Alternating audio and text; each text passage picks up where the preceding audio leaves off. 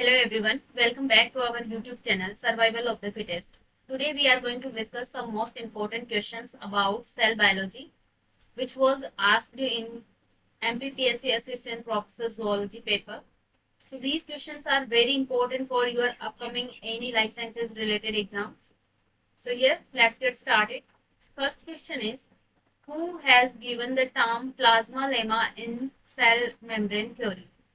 So according to cell membrane theory, the plasma lemma or plasma membrane word term was given by J.Q. Flow. If we talk about C. Nageli and C. Kramer, these are associated with plant cell, and these both of the scientists work basically on the cell wall and protoplasm. So that's why this is wrong. And E. Kramer and E. Grandel give the lipid bilayer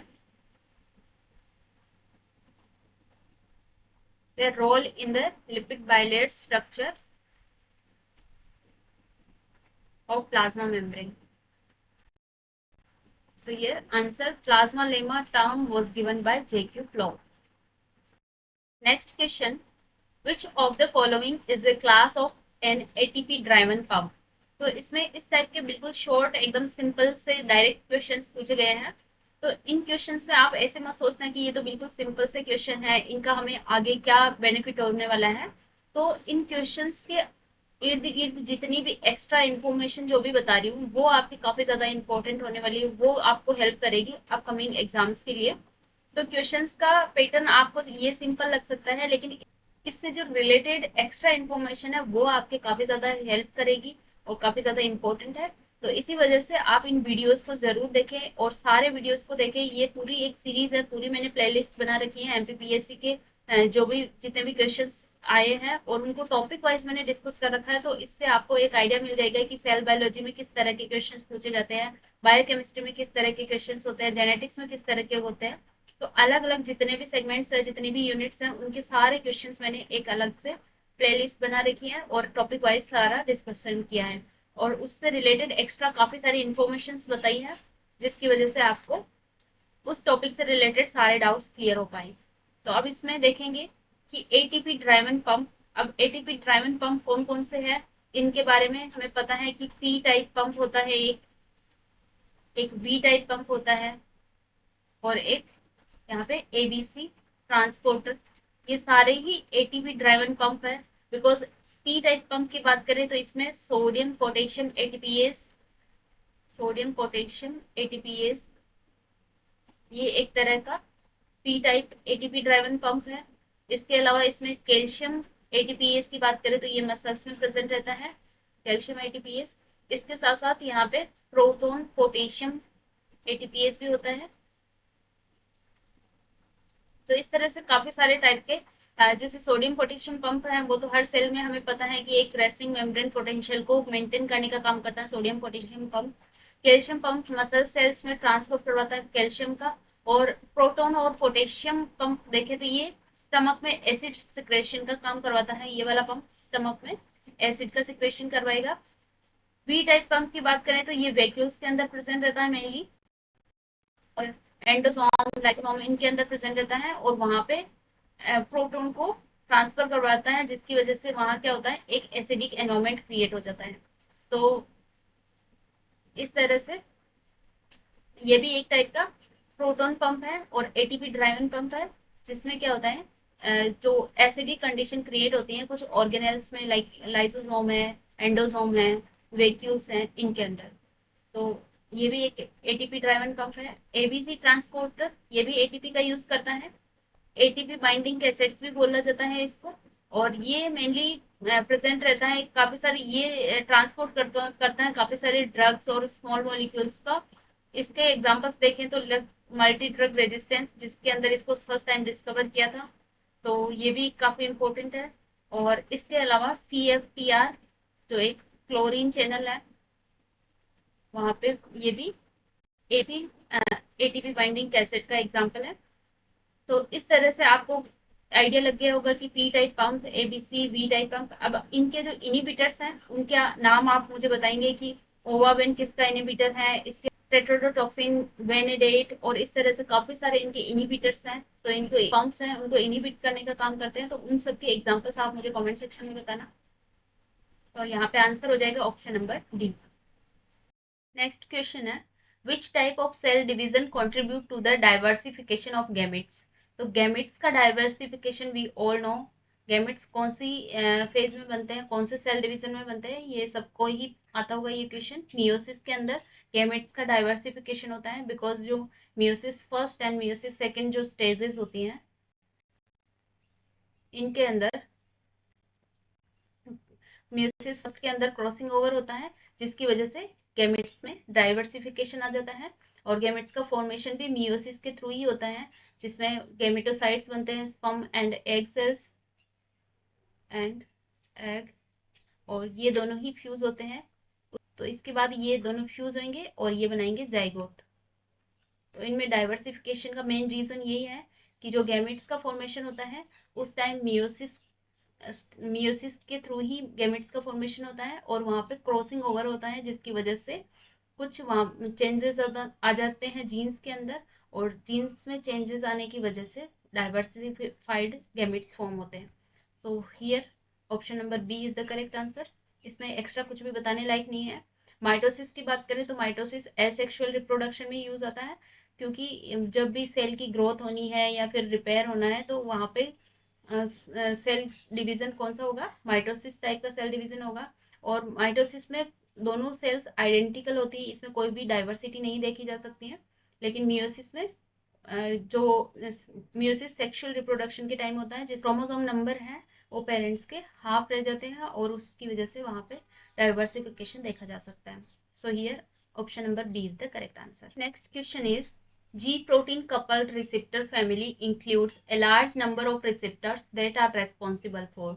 So G protein coupled receptor GPCR is one of the most large and wide family. It is a very large and diverse family of membrane protein play a critical role in the signal transduction. So it's sensing wide range of the signals or stimuli like ये smell, ऑल्फेक्शन के लिए भी use आती है, olfactory जो भी signalling होती है उसके लिए, साइट साइट मतलब जो विजुअल सिग्नल्स है उसके लिए भी यूज आती है, एंड टेस्ट मीन्स गस्टेटरी जो भी सिग्नल्स है उसके लिए भी यूज आती है। तो वन बाय वन अगर इसको देखें तो स्मेल के लिए जो जी प्रोटीन इन्वॉल्व होती है, जी प्रोटीन कपल रिसेप्टर इनको क्यों बोला जाता है, ये एक 7 स्पेनिंग मेम्ब्रेन प्रोटीन है। इस तरह से 7 टाइम ये स्पेंड करती है मेम्ब्रेन के अंदर।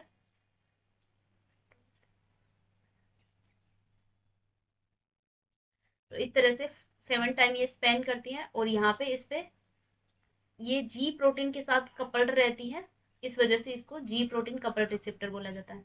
अब यहाँ पे जो भी सिग्नल आएगा ये काफी सारे wide range of the stimuli को सेंस कर सकती हैं। लाइक स्मेल का अगर कोई मॉलिक्यूल है, कोई ऑल्फैक्टरी मॉलिक्यूल्स है, वो अगर यहाँ आके बाइंड होता है तो ये सिग्नल देती है जी प्रोटीन। यहाँ पे जी ओल्फ नाम की प्रोटीन यहाँ एक्टिवेट हो जाती है जिसको बोला जाता है जी ओल्फैक्टरी प्रोटीन। और ओल्फैक्टरी रिसेप्टर ये नेजल एपिथेलियम में प्रेजेंट रहती है।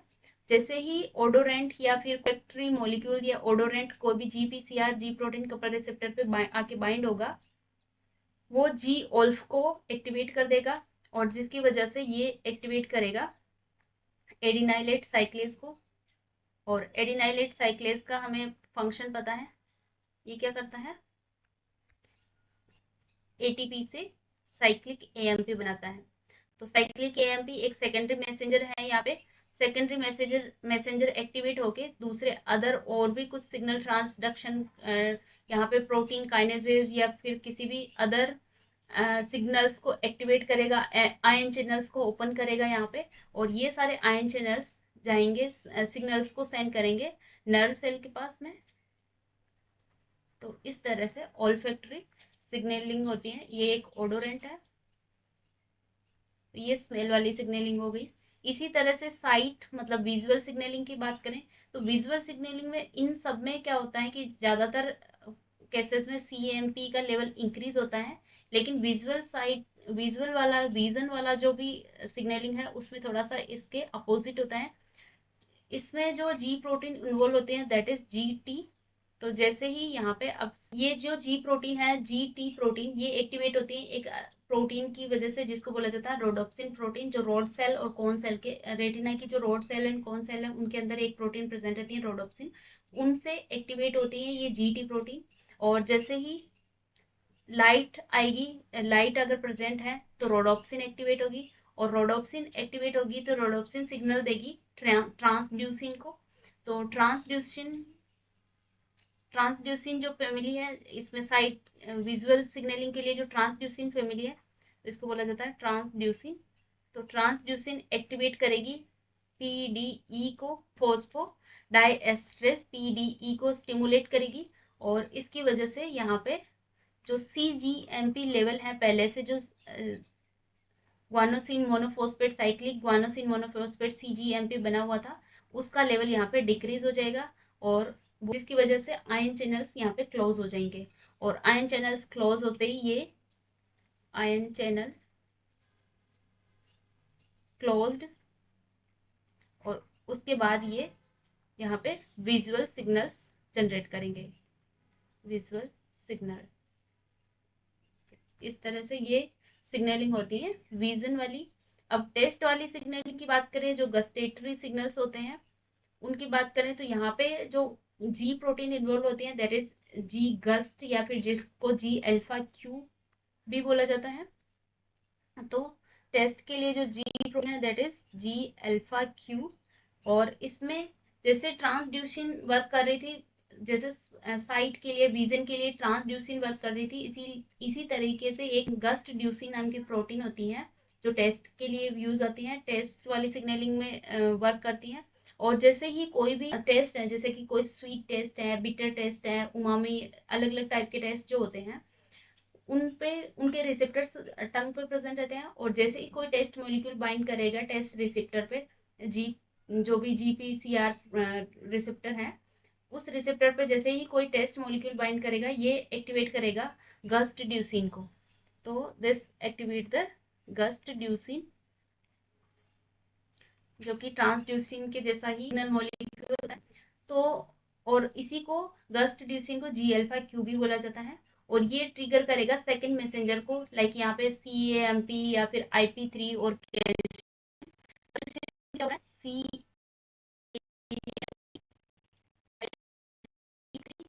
कैल्शियम, इनमें से कोई भी सिग्नल यहाँ पे इंड्यूस हो जाएगा, और ये सिग्नल देगा मैसेज देगा ब्रेन को, और ये सिग्नल्स को सेंड करेगा ब्रेन के पास में। तो इस तरह से ब्रेन एनालाइज करेगा कि किस टाइप का टेस्ट है। तो हर टेस्ट को, हर चीज को एनालाइज करने का काम जो रिसेप्टर ऑर्गन्स है वो सिर्फ रिसेप्शन का काम करते हैं, एनालाइज करने का काम हमेशा ब्रेन करता है। तो इस तरह से जी प्रोटीन कपल रिसेप्टर फैमिली के अंदर कौन कौन से मॉलिक्यूल्स रिसेप्टर्स यहाँ पे इन्वॉल्व हो सकते हैं, स्मेल वाले भी इन्वॉल्व होंगे, साइट वाले भी होंगे, टेस्ट वाले भी होंगे।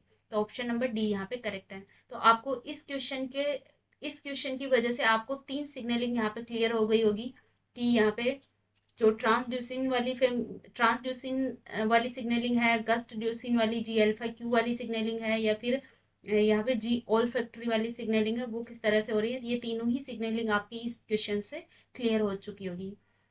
तो आप अपना आंसर है यहाँ पे option number D. Next question, in vertebrate I which second messenger is responsible for converting the visual signals received as light to nerve impulses। तो ये सेम क्वेश्चन उसी तरह का सिग्नलिंग वाला क्वेश्चन है जिसमें क्या पूछा गया है कि कौन सा सेकेंडरी मैसेंजर यहाँ पे वर्क करता है। तो अभी हमने जस्ट डिस्कस किया कि यहाँ पे जो विजुअल सिग्नल्स के लिए CGMP वर्क करता है, और रोडोप्सिन जो rod cell and cone cell के अंदर ये सिग्नलिंग होती है सारी, और वो photo receptor rod cell and cone cell के अंदर प्रेजेंट रहते हैं। वो लाइट को, विजुअल सिग्नल्स जैसे ही वहाँ आएंगे वो एक्टिवेट करेंगे जीटी प्रोटीन को, जीटी प्रोटीन PDE को एक्टिवेट करेंगे, फोस्फोडाइएस्ट्रेज को, एंड फोस्फोडाइएस्ट्रेज यहाँ पे CGMP का ब्रेकडाउन करता है GMP में। तो इस तरह से CGMP का ब्रेकडाउन होने की वजह से ये इसका लेवल डाउन हो जाएगा, और जैसे ही इसका लेवल डाउन होता है कुछ आयन चैनल्स जैसे sodium calcium ion channels, sodium potassium ion channels यहाँ पे क्लोज हो जाएंगे और उसकी वजह से नर्व सेल को सिग्नल जाएगा। जैसे ही ये सारे आयन चैनल्स बंद होते हैं, यहाँ पे हाइपर पोलराइजेशन वाली कंडीशन अराइज हो जाती है।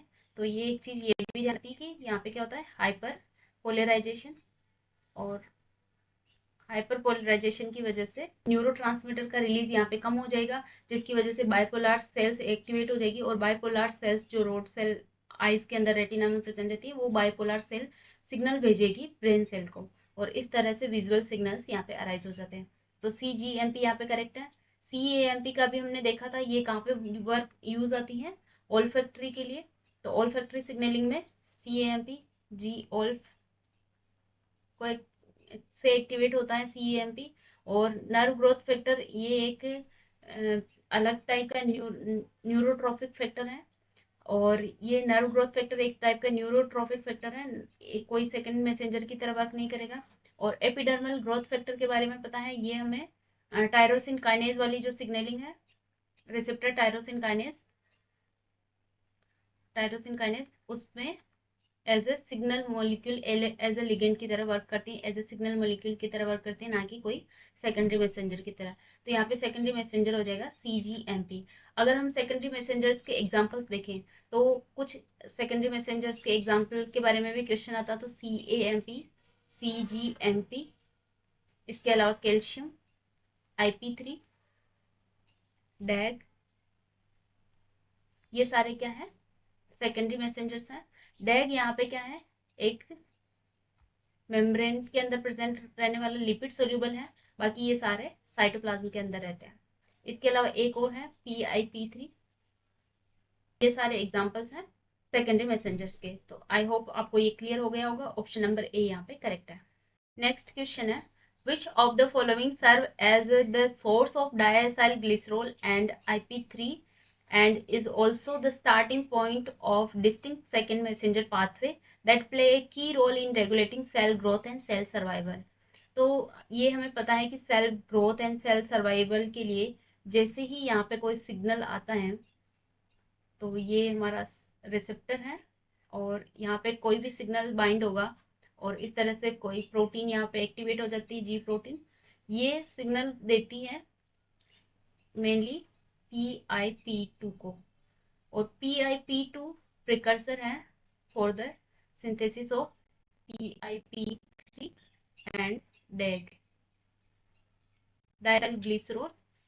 तो ये जो PIP2 है, ये फॉस्फोराइलेटेड होता है, PI3 काइनेज यहाँ पे इसको फॉस्फोराइलेट करता है, जिसकी वजह से ये एक्टिवेट होता है, और ये कन्वर्ट करता है PIP3 एंड डैग को। डायसाइल ग्लिसरॉल क्या है यहाँ पे, ये दोनों ही यहाँ पे क्या है, सेकेंडरी मैसेंजर की तरह वर्क करते हैं। अब डैग आगे जाके प्रोटीन काइनेज C को एक्टिवेट करवाता है, और ये आगे सेल सर्वाइवल के लिए अनदर सिग्नल्स इंड्यूस करता है। और PIP2 और एक्टिवेट करता है यहाँ पे IP3 को भी। IP3 क्या है, इनोसिटोल 1,4,5 ट्राइफॉस्फेट, और इसको एक्टिवेट करवाने से ये इंड्यूस करता है कैल्शियम के रिलीज को, जो कैल्शियम रिलीज होंगे एंडोप्लाज्मिक रेटिकुलम से। तो एंडोरेटिकुलम से यहाँ पे कैल्शियम रिलीज होंगे, और कैल्शियम वापस से फर्दर सिग्नल इंड्यूस करेंगे फॉर द सेल सर्वाइवल। तो इस तरह से PIP2 यहाँ पे रोल प्ले करता है, और ये यहाँ पे इंड्यूस करवाता है PIP3 को। यहाँ पे PIP2 है, तो यहाँ पे PIP2 यहाँ पे क्या हो जाएगा, करेक्ट आंसर हो जाएगा, क्योंकि PI फॉस्फेटिडाइल इनोसिटोल का कोई रोल नहीं है। PIP3 तो खुद एक सेकेंडरी मैसेंजर है, और तो यहाँ पे जो PIP3 है वो मेनली एक्टिवेट करवाता है AKT, जो क्या है, एक प्रोटीन काइनेज B है। तो यहाँ पे ये तो AKT क्या है, ये डाउनस्ट्रीम में एक्टिवेट होने वाला एक मॉलिक्यूल है, जो कि PIP3 से एक्टिवेट होगा। कोई लिपिड या प्रिकर्सर नहीं है इस तरह का, तो इसमें प्रिकर्सर की तरह वर्क कर रहा है यहाँ पे PIP2। ऑप्शन नंबर बी यहाँ पे करेक्ट हो जाएगा अपना। नेक्स्ट क्वेश्चन है, focal adhesions develop from a small cluster of integrins termed focal complexes by the sequential recruitment of. तो फोकल एडेसिन हमें पता है सेल एडेसिन मॉलिक्यूल्स हैं और ये मेनली प्रेजेंट होते हैं cell to extra cellular matrix. तो ये सेल है और ये एक्स्ट्रा सेल्यूलर मैट्रिक्स हैं ECM। यहाँ पे फोकल एडेरेंस प्रेजेंट होते हैं। फोकल एडेरेंस मेनली कनेक्टेड होते हैं थ्रू द इंटीग्रीन। तो ये इंटीग्रीन मेम्ब्रेन प्रोटीन रहेगी और इंटीग्रीन के साथ में इधर कुछ साइटोस्केलेटन प्रोटीन बाइंड होती हैं जिसको बोला जाता है एक्टिन। तो ये एक्टिन साइटोस्केलेटन प्रोटीन के साथ बाइंड होगी। इसके साथ में काफी सारी अलग अलग टाइप की प्रोटीन्स बाइंड होती हैं। लाइक यहाँ पे कुछ सबसे पहले यहाँ पे टेलिन प्रोटीन आके बाइंड होगी और टेलिन प्रोटीन एंड ये है Tallinn protein. Tallinn protein and integrin के जो बीच में ये जो साइटोस्केलेटन है एक्टिन, इसके बीच में स्टेबलाइजेशन का काम करते हैं यहाँ पे विनक्यूलिन प्रोटीन। तो विनक्यूलिन क्या करेगी, टेलिन और एक्टिन के बीच में बॉन्ड स्टेबिलिटी बढ़ाएगी। तो ये है विनक्यूलिन। एंड इसके अलावा एक और प्रोटीन होती है जिसको बोला जाता है अल्फा एक्टिनिन और ए एक्टिनिन या अल्फा एक्टिनिन। तो ये क्रॉस लिंक करती एक्टिन फिलामेंट और एक्टिन फिलामेंट के बीच में क्रॉस लिंक करवाती है जिसकी वजह से इसकी जो स्ट्रक्चरल स्टेबिलिटी मैकेनिकल स्टेबिलिटी बढ़ जाए। और एडिशन साइट है वहाँ पे मैकेनिकल स्टेबिलिटी और ऑर्गेनाइजेशन को स्टेबल करने के लिए अल्फा एक्टिनिन प्रोटीन वर्क करती है। तो ये अल्फा है। सो हियर अल्फा ये एक्टिन के बीच में क्रॉस लिंक को बढ़ाएगी। तो this protein is alpha actinin. तो ये तीनों ही प्रोटीन यहाँ पे रोल प्ले करती हैं for the focal adhesion. So talin, vinculin and alpha actinin ये रोल प्ले करती है। तो ऑप्शन नंबर यहाँ पे डी क्या हो जाएगा, करेक्ट हो जाएगा। Next question is the basal laminae are formed from which type of network forming collagen. तो बेसल लेमिनी में कौन सा कोलेजन नेटवर्क प्रेजेंट होता है। We all know basal laminae क्या होता है। जैसे ये एक सेल है और कुछ सेल के अंडरनीथ यहाँ पे एक्स्ट्रा सेल्यूलर मैट्रिक्स में एक शीट लाइक स्ट्रक्चर प्रेजेंट रहती है जिसको बोला जाता है बेसल लेमिनी। और ये शीट लाइक जो स्ट्रक्चर है ये कोलाजन से फॉर्म होती है। स्पेशली कौन से कोलाजन से, टाइप 4 कोलाजन से ये फॉर्म होती है। और ये वर्क करती हैं जैसे इसका ये जो टाइप 4 कोलाजन है ये इसका स्ट्रक्चरल कंपोनेंट है for the basal lamina. And ये एक शीट लाइक नेटवर्क होता है जैसा कि मैंने बताया। और अगर यहाँ पे कुछ अलग कोलाजन्स होते हैं लाइक टाइप 1 एंड टाइप 2 जो है collagen, these are the fibril type. लेकिन ये एक स्पेशल शीट लाइक स्ट्रक्चर होती है।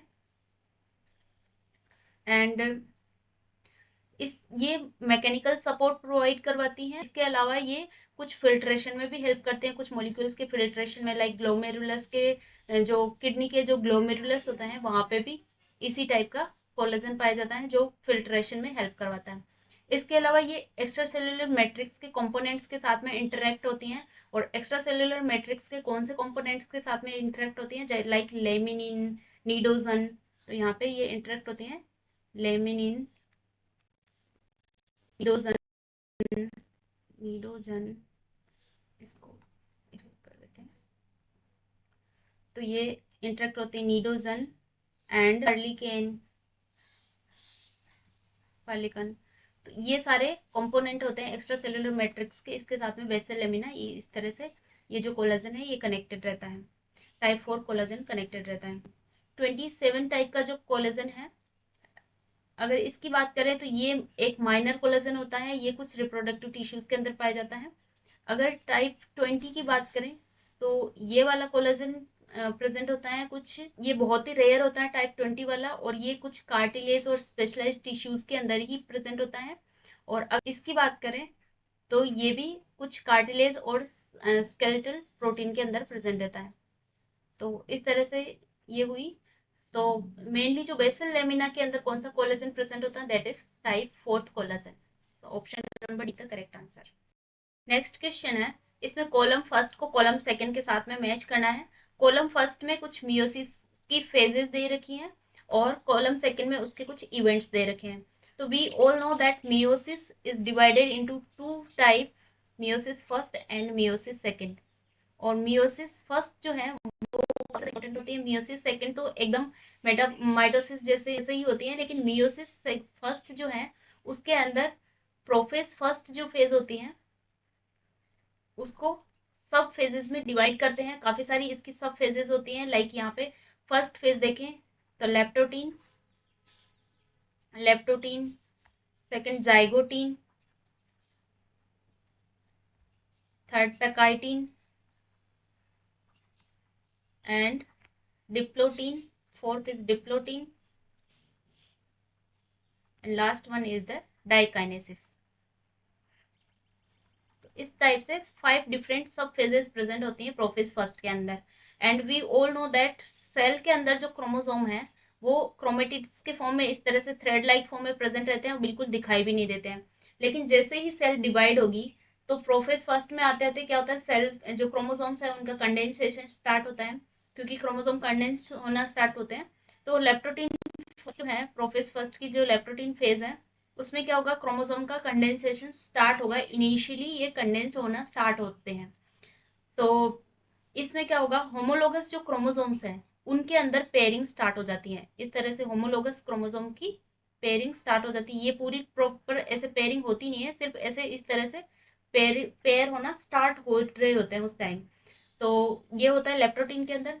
जाइगोटीन के अंदर क्या होता है, होमोलोगस क्रोमोसोम जैसे जैसे पेयर हो रहे हैं वहां पे क्या होता है, एक साइनेप्टोनीमल कॉम्प्लेक्स का फॉर्मेशन होने लग जाता है। तो साइनेप्टोनीमल कॉम्प्लेक्सेस असेंबल हो जाएंगे और होमोलोगस क्रोमोसोम्स जिनकी पेयरिंग अगर स्टार्ट होते हैं उस प्रोसेस को बोला जाता है साइनेप्सिस। तो यहाँ पे साइनेप्सिस स्टार्ट होगा और साइनेप्टोलेक्सिस कॉम्प्लेक्स बनना स्टार्ट हो जाएगा। पैकाइटिन में हमें पता है क्रॉसिंग ओवर होता है होमोलोगस क्रोमोसोम्स, यहाँ पे होमोलोगस क्रोमोसोम्स की नॉन सिस्टर क्रोमेटिड के बीच में क्रॉसिंग ओवर होता है। ये दोनों होमोलोगस क्रोमोसोम है और ये दोनों क्या है, सिस्टर क्रोमेटिड्स है। तो नॉन सिस्टर क्रोमेटिड्स के बीच में क्या होता है, क्रॉसिंग ओवर। तो यहाँ पे क्या हो रहा है, क्रॉसिंग ओवर हो रहा है एंड होमोलोगस क्रोमोसोम का जो कंडेंसेशन है वो यहाँ पे आके कंप्लीट हो जाता है और क्रॉसिंग ओवर स्टार्ट हो जाता है। क्रॉसिंग ओवर के बाद में डिप्लोटीन में क्या होता है कि जैसे क्रॉसिंग ओवर स्टार्ट हो गया तो होमोलोगस क्रोमोसोम्स एक दूसरे से सेपरेट होना स्टार्ट हो जाते हैं वापस से। तो इनके जो नॉन सिस्टर क्रोमेटिड्स हैं ये एक दूसरे से सेपरेट तो हो जाएंगे, लेकिन कुछ जगह पे एक्स लाइक स्ट्रक्चर रहती है, वहां पे ये एक दूसरे से अटैच्ड रहते हैं, जिसको बोलते हैं काइजमेटा फॉर्मेशन। तो काइजमेटा वाली जगह पे ये एक दूसरे से अटैच्ड रहेंगे। तो डिप्लोटीन में काइजमेटा का यहाँ पे दिखेगा। उसके बाद डाइकाइनेसिस आती है। डाइकाइनेसिस में क्या होता है, होमोलोगस क्रोमोसोम्स एक दूसरे से इस तरह से साइनेप्टोनीमल कॉम्प्लेक्स जो बना था वो एक डिसोल्व होने लग जाता है, वो सेपरेट होने लग जाता है और होमोलोगस क्रोमोसोम भी एक दूसरे से सेपरेट होना स्टार्ट हो जाते हैं। और इसमें क्या होता है, फाइनल कंडेंसेशन और क्रोमोसोम का थिकनिंग जो होती है क्रोमोसोम की वो कंप्लीट हो जाती है और काइजमेटा जो है वो एंड की तरफ, पोल की तरफ मूव करना स्टार्ट कर देते हैं, जिस प्रोसेस को बोला जाता है टर्मिनलाइजेशन। तो डाइकाइनेसिस में मेनली जो प्रोसेस होता है दैट इज टर्मिनलाइजेशन। तो ये प्रोसेस मेनली इसमें डाइकाइनेसिस होता है। इसके अलावा इसमें न्यूक्लियर एनवेलप का ब्रेकडाउन भी स्टार्ट हो जाता है और स्पिंडल फॉर्मेशन बनना स्टार्ट हो जाते हैं। स्पिंडल फॉर्मेशन क्यों बन रहे हैं, क्योंकि अब प्रोफेज के बाद स्पिंडल का फॉर्मेशन होगा तभी तो जाके मेटाफेज प्लेट में क्रोमोसोम्स एक दूसरे से बिल्कुल मिड में अलाइन होंगे। तो उसके लिए, क्योंकि प्रोफेज के बाद में मेटाफेज आने वाली है, मेटाफेज में मेटाफेजिक जो प्लेट होते हैं मिड के अंदर उसमें क्रोमोसोम का अलाइनमेंट होता है और वो क्रोमोसोम्स अटैच रहते हैं एक दूसरे स्पिंडल्स के थ्रू। तो स्पिंडल का फॉर्मेशन भी यहाँ पे डाइकाइनेसिस में स्टार्ट हो जाता है। तो ये सारी इन्फॉर्मेशन उसके बाद में मेटाफेज के बाद में आती है एनाफेज। तो एनाफेज फर्स्ट में क्या होता है, जो होमोलोगस क्रोमोसोम्स हैं उनका सेपरेशन स्टार्ट हो जाता है। इस तरह से ये स्पिंडल फॉर्मेशन बने हुए हैं, स्पिंडल्स का फॉर्मेशन हो रखा है और ये पोल की साइड में एक दूसरे से इस तरह से सेपरेट होना स्टार्ट हो जाते हैं होमोलोगस क्रोमोसोम। लेकिन एनाफेज सेकंड में क्या होगा, जब ये जो सिस्टर क्रोमेटिड है इनका सेपरेशन होगा एनाफेज सेकंड में। इसी वजह से हाफ नंबर रह जाते हैं क्रोमोसोम के। तो यहाँ पे सिर्फ होमोलोगस क्रोमोसोम का सेपरेशन हो रहा है, नॉन जो सिस्टर क्रोमेटिड्स है उनका सेपरेशन एनाफेज सेकंड में होगा। तो इन सारे इन्फॉर्मेशन के बेस पे अगर ऑप्शन देखें तो लेप्टोटीन क्या है, यहाँ पे separation of duplicated homologous chromosome. तो डुप्लीकेटेड होमोलोगस क्रोमोसोम का सेपरेशन कहाँ पे होता है, अभी हमने देखा एनाफेज फर्स्ट में होगा। एनाफेज फर्स्ट में जो ये डुप्लीकेटेड होमोलोगस क्रोमोसोम्स है इनका सेपरेशन हो जाएगा। और जाइगोटिन एंड पैकाइटिन में क्या होगा, डिसअसेंबली ऑफ साइनेप्टोनिमल कॉम्प्लेक्सेस। साइनेप्टोनिमल कॉम्प्लेक्स की डिसअसेंबली कहाँ पे स्टार्ट हो रही थी, हमने देखा था डाइकाइनेसिस में हो रही थी और डिप्लोटिन में हो रही थी, सॉरी। तो ये हो जाएगी डिप्लोटिन में साइनेप्टोनिमल कॉम्प्लेक्स की डिसअसेंबली हो जाएगी। फिर उसके बाद असेंबली ऑफ साइनेप्टोनिमल कॉम्प्लेक्सेस, ये कहाँ पे हो रही है, जाइगोटिन में हो रही है। And pairing of homologous chromosome, homologous chromosome की पेयरिंग कब स्टार्ट हुई थी, लेप्टोटिन में। तो इसके अकॉर्डिंग अब आंसर देखें तो लेप्टोटिन में हो जाएगा फोर्थ, जाइगोटिन एंड पैकाइटिन में हो जाएगा असेंबली ऑफ साइनेप्टोनिमल कॉम्प्लेक्सेस, और इसके अलावा क्रॉसिंग ओवर। एनाफेज फर्स्ट में क्या हो रहा है, separation of duplicated homologous chromosome, तो ये आ जाएगा first. And diplotene and diakinesis में क्या हो रहा था, डिसअसेंबली ऑफ साइनेप्टोनिमल कॉम्प्लेक्सेस, तो ये हो जाएगा हमारा सेकंड। तो fourth, third, first and second, fourth, third, first and second, first option ही यहाँ पे करेक्ट हो जाएगा। तो option number A is the correct answer for this question. Next question, what is the role of band 3 protein in human erythrocytes. तो human erythrocytes के अंदर bend 3 एक इस तरह से चैनल प्रोटीन्स प्रेजेंट रहती हैं, और ये क्या करती है, इसका रोल है catalyse the exchange of anions. तो एनायन एक्सचेंजर, बेंड 3 को एनायन एक्सचेंजर भी बोला जाता है। बेंड 3 के बारे में हमें पता है, ये क्या है, एक इरिथ्रोसाइट्स जो मेम्ब्रेन प्रोटीन है, वहाँ पे इस तरह से मेम्ब्रेन प्रोटीन प्रेजेंट रहती है। इसको बोला जाता है एनायन एक्सचेंजर 1 प्रोटीन भी बोला जाता है, क्योंकि ये एनायन का एक्सचेंज करती हैं for mainly for the transport of CO2। जब CO2 को ट्रांसपोर्ट होता है तो हमें पता है, जब ये रेड ब्लड सेल के अंदर आके, ये रेड ब्लड सेल है, इसके अंदर आके ये बाइकार्बोनेट बनाती है HCO3, और HCO3 को वापस से बाहर भेजा जाता है, और यहाँ पे क्लोराइड आयन को अंदर, आयन के बैलेंस के लिए क्लोराइड आयन को वापस से इंटरनलाइज किया जाता है, जो क्लोराइड शिफ्ट वाला होता है। और इसी इन सब का जो ट्रांसपोर्ट हो रहा है वो करवाने के लिए यहाँ पे जो प्रोटीन प्रेजेंट रहते हैं एनायन एक्सचेंजर की तरह वर्क करता है, दैट इज बेंड 3 प्रोटीन। तो बेंड 3 का काफी इंपॉर्टेंट रोल होता है रेड ब्लड सेल के अंदर। जब टिश्यूज से CO2 आया और रेड ब्लड सेल के अंदर एंटर हुआ, उस टाइम भी ये वर्क करता है, और इसके बाद ये जो ब्लड सेल से वापस से लंग्स के अंदर CO2 को रिलीज करवाते टाइम भी ये बेंड 3 यहाँ पे वर्क करेगा, और ये बाइकार्बोनेट के ट्रांसपोर्ट के लिए वर्क करता है। Calcium ATPase pump inhibitor, calcium pump का जो इनहिबिटर होता है दैट इज थेप्सीगार्जिन, सरका पंप बोलते हैं जिसको, SERCA, calcium pump. Smooth endoplasmic reticulum calcium pump जो होता है, जिसको सरका पंप बोल सकते हैं, इसका इनहिबिटर होता है थेप्सीगार्जिन। तो ये इसका इनहिबिटर होता है, ना कि बेंड 3 प्रोटीन। और ATP dependent proton pump inducer, ATP dependent proton pump inducer नहीं है बेंड 3, ये एक फैसिलिटेटेड डिफ्यूजन से हो रहा है, फैसिलिटेट डिफ्यूजन। और क्योंकि गैसेस का ट्रांसपोर्ट डिफ्यूजन के थ्रू होता है, फैसिलिटेटेड डिफ्यूजन, और ये प्रोटॉन्स का, एनायंस का जो ट्रांसपोर्ट होता है वो भी फैसिलिटेटेड डिफ्यूजन से। यहाँ पे कोई भी ATP का यूज नहीं होता है, तो ATP डिपेंडेंट नहीं होगा। Calcium channel inducer, calcium channels के इंड्यूसर की तरह अलग जो न्यूरिन, नेक्सिन, जो कैल्शियम डिपेंडेंट प्रोटीन्स है वो वर्क करती हैं यहाँ पे, तो ये भी नहीं होगा। तो इस तरह से ऑप्शन नंबर बी यहाँ पे करेक्ट हो जाएगा, ये एक्सचेंज करवाता है एनायंस को और catalyse the exchange of anions. तो this is the correct answer for band 3। This is the last question of this video and last question of cell biology, क्योंकि सेल बायोलॉजी में इतने से क्वेश्चन, ये 10 क्वेश्चन सेल बायोलॉजी के अंदर पूछे हैं। इसमें ऑलमोस्ट जो रेशियो है क्वेश्चंस का वो 10-10 क्वेश्चंस है, हर एक यूनिट से 10-10 क्वेश्चंस, 10 to 12 क्वेश्चंस पूछे गए हैं। अब इसमें अपोप्टोसिस और इम्यूनोलॉजी के कुछ क्वेश्चंस बाकी है, बाकी ये सारे क्वेश्चंस अब कंप्लीट हो चुके हैं। इसमें एमपीपीएससी असिस्टेंट प्रोफेसर का जो पेपर है इसमें टोटल 150 क्वेश्चंस आते हैं। तो ये सारे क्वेश्चंस मैंने टॉपिक वाइज आपको करवाए हैं, बायोकेमिस्ट्री के अलग क्वेश्चंस करवाए हैं, genetics, economics, zoology, cell biology, इस तरह से अलग अलग मैंने सेपरेट वीडियोज बनाए हैं।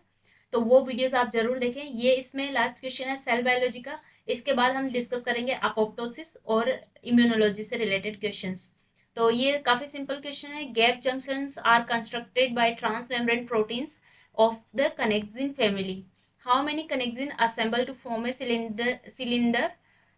cylinder with an open aqueous pore in its center? तो we all know that gap junctions क्या करते हैं, टू सेल्स को कनेक्ट करवाते हैं और यहाँ पे कुछ लार्ज मॉलिक्यूल्स भी एक दूसरे, कुछ स्मॉल मॉलिक्यूल्स का इजीली ट्रांसपोर्ट हो सकता है गैप जंक्शंस के थ्रू। तो गैप जंक्शंस जो हैं वो बने होते हैं कुछ प्रोटीन से मिलके, जहाँ पे यहाँ पे जो प्रोटीन होते हैं उसको बोला जाता है कनेक्सोन प्रोटीन और कनेक्सिन। इसका जो प्लूरल फॉर्म है वो है कनेक्सिन, सिंगुलर है कनेक्सोन। तो कनेक्सिन्स जो हैं वो हैं हेक्सामर सीक्वेंसेस होती हैं, हेक्सामर प्रोटीन्स होती हैं। मतलब यहाँ पे 6 प्रोटीन सब यूनिट्स आपस में मिलके इस तरह से ये चैनल फॉर्म करती हैं, गैप जंक्शन फॉर्म करती हैं। तो गैप जंक्शन के अंदर जो कनेक्सिन्स जो असेंबल होती हैं सिलिंड्रिकल एक स्ट्रक्चर बनाती हैं ओपन एक्वियस चैनल्स के लिए सेंट्रल में। वो कनेक्सिन्स की जो सब यूनिट्स होती हैं दैट इज 6। तो ऑप्शन नंबर बी यहाँ पे करेक्ट हो जाएगा। तो आई होप ये क्वेश्चंस आपके लिए हेल्पफुल रहे होंगे। अगर आपका थोड़ा बहुत भी इस सेशन से कोई भी नॉलेज बढ़ता है तो इस वीडियो को लाइक ज़रूर करें और चैनल को सब्सक्राइब कर दें ताकि आपको आने वाले जो वीडियोस हैं उनकी अपडेट मिलती रहे। तो मिलते हैं नेक्स्ट वीडियो में नए क्वेश्चंस के साथ। Till then take care, bye bye.